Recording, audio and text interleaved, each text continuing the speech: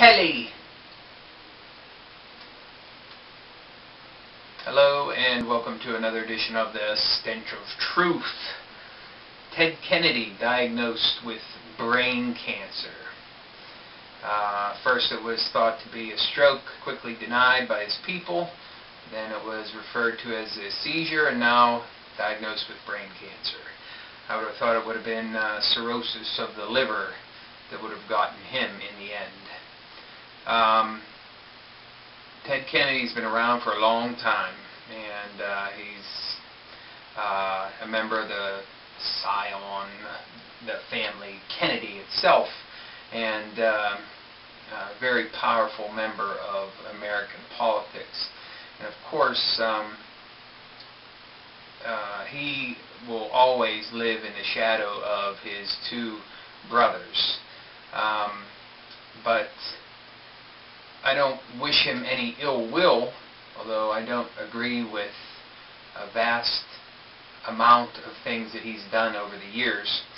But I would hope that in light of his impending demise, that he would see fit to share with the people what really happened at Chappaquidick, and that he would come out with what he really feels about the assassination of his brother, John Fitzgerald Kennedy, as well as his other brother, Robert Kennedy.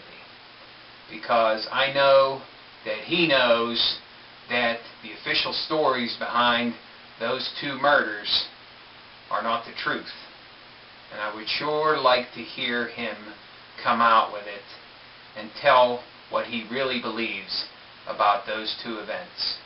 And about Chappaquidick too, because there's a lot more behind that than that has ever come public.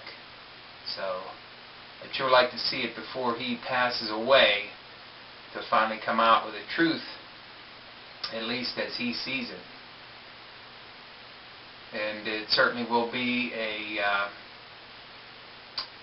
new day for the Senate if he does step down and or die while he's in office, because he's been there for so long and been such a force within the Senate that it's going to be a completely new day there with him gone.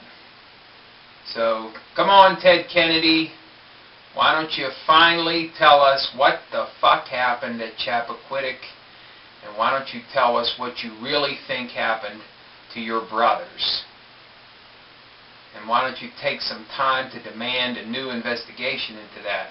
And while you're at it, you might want to look into 9/11 again as well, as a little parting shot.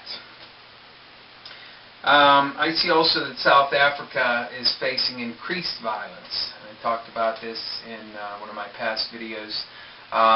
It appears that tribalism is taking over there as attacks on foreigners increase dramatically.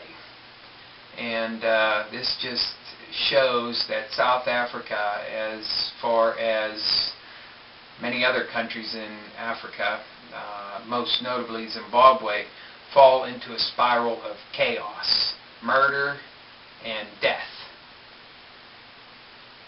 South Africa used to be a haven of stability in Africa, but no more. Bird flu continues to spread. Tamiflu resistance continues to spread as well. And, well, I've talked about this a couple of times already. I think it bears repeating that bird flu could represent the next pandemic. Now, I know there has been some talk about the regular flu, regular people flu, possibly representing a pandemic down the road, and a hurried effort on the part of governments to stockpile vaccines. But I really think that bird flu is not getting the attention it deserves in the media. So wake the fuck up, mainstream media, and look at this and decide that this is something that needs to be talked about and people need to be prepared for. So take it into your own hands to look into this and try to take some precautions for yourself to avoid any possible fucking problems from the bird flu, because I guarantee you it's only a matter of time before it comes here to the United States and makes an impact. And it's not going to be good.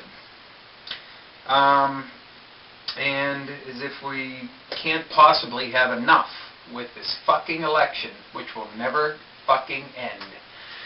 I have a comment yet again. Obama was handed a stunning defeat in West Virginia and overwhelmingly defeated in Kentucky and won by less than projected margin in Oregon. And yet he's still poised to become the Democratic nominee. Now that's going to happen if the powers that be deem it to be so, regardless of the fact that Clinton has a greater popular vote, and I believe her argument that she would be a better candidate against McCain in the general election. I hate all of them. They're all a bunch of fucking bums as far as I'm concerned.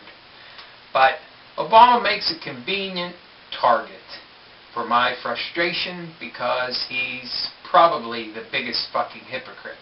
So if he does become the Democrats' nominee, I'll look forward to everything about him coming out in the general election, because he has had nothing but softball after softball from everybody who's questioned him during this entire nomination process in the Democratic primaries. So I look forward to McCain and others going after him relentlessly in the general election, and finally having him be exposed for what he is.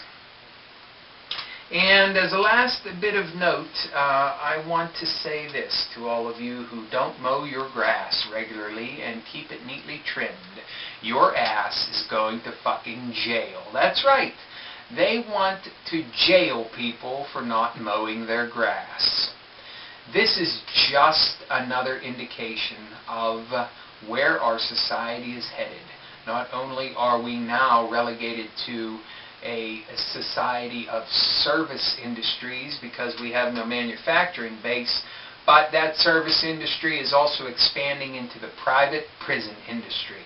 So, in order to fuel that private prison industry, more and more ways have to be found to throw your ass in jail. And mine, too.